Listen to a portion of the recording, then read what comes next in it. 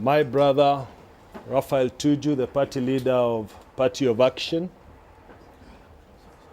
with whom we formed a coalition on the 4th of December, together with our party, Kenya National Congress, the party executive committees who are represented here for both POA and KNC. Let me take this opportunity, first of all, to acknowledge the role that my brother, Raphael Tuju, has played into bringing us to this position that we are in.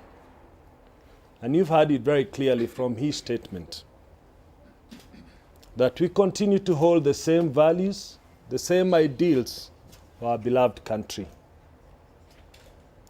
For the last 6 weeks, we sat down with my brother Raphael, looking for a way out to see how we can bring Kenyans together so that the ideas and the problems that the country continues to suffer from can be best sorted out. I acknowledge with much appreciation the support of my brother Raphael Tuju in making me the Eagle Coalition's flag bearer. I acknowledge the sacrifices that he has made. I acknowledge that he's been an equal partner and the flag bearer's position could have gone to either party. Thank you, my brother.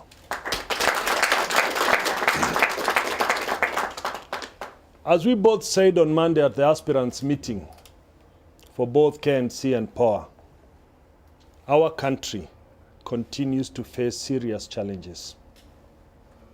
Serious unemployment, officially standing at 40%, but could well go to over 50% unofficially.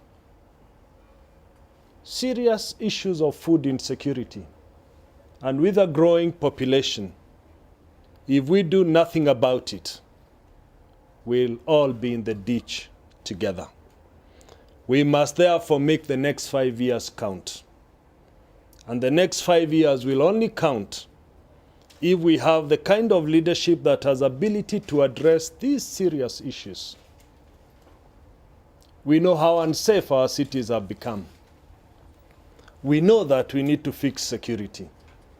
Eagle Coalition is committed to fix security for everybody in our country. Eagle Coalition is committed to opening up the entire country by way of infrastructure and ensuring we have cheaper energy means. Eagle Coalition has been committed on ensuring we have enough sources of water that are conserved and preserved, because we realize in the next generation, in the next decade, irrigation must be the only way in which we can fix our food insecurity. We are committed to fixing our healthcare system, because we know for our country to grow, it can only grow with a healthy population. Eagle Coalition has been committed in ensuring we have enough reforms in education, that we have a good quality education, and that we can guarantee the future of the majority who are young people in our population. But to do all these things, we need also to fix our economy. Growing at 4.6 as we are this year means we are out in terms of Vision 2030. We want to ensure the vision is back on track so the majority of our Kenyans who are young generations can be able to enjoy a better country than we found. This is important, that we need to make sure our economy grows, and that's the only way we can build a country. One thing I've always acknowledged about my brother Raphael and the values that we've always stood for is that we have remained Kenyans in the face of tribalism in our country. No country has ever been built on tribalism. We must not live the lie that we can build our country based on tribal blocks. Tribalism and ethnicity is the excuse poor and weak leadership continues to give to Kenyans at large. We have 45 days to the elections.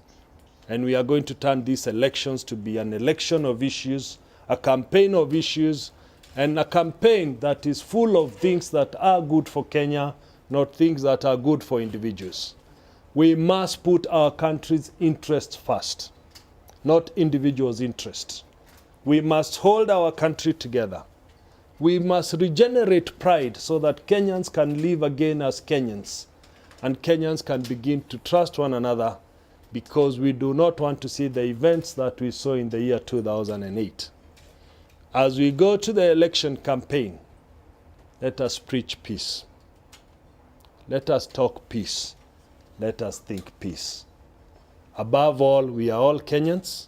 We must learn to coexist. We must learn to live together.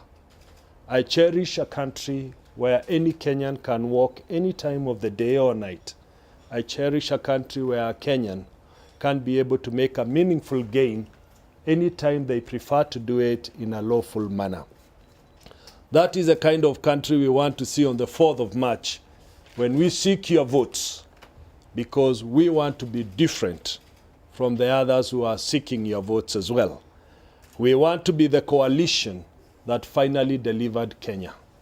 We want the Eagle Coalition to be Kenya's best birthday gift on its 50th anniversary. Having said that, and having gotten all the support that I needed from my brother Raphael in the coalition, and having looked at the place where we want to be, and also having seen the need to have the same shared values that we have had as coalition partners, we've had a chance in the last couple of days to interview quite a number of people who we think could have fitted the bill of a running mate. We have been guided by shared values in selecting a running mate.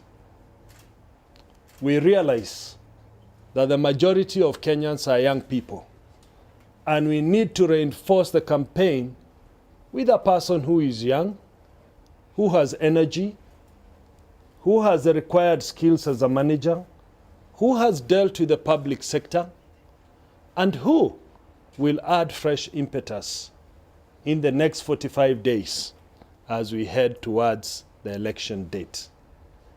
And it is therefore my very great pleasure to introduce the Eagles Coalition's running mate, and that will be Ronnie Osumba, who is here with me.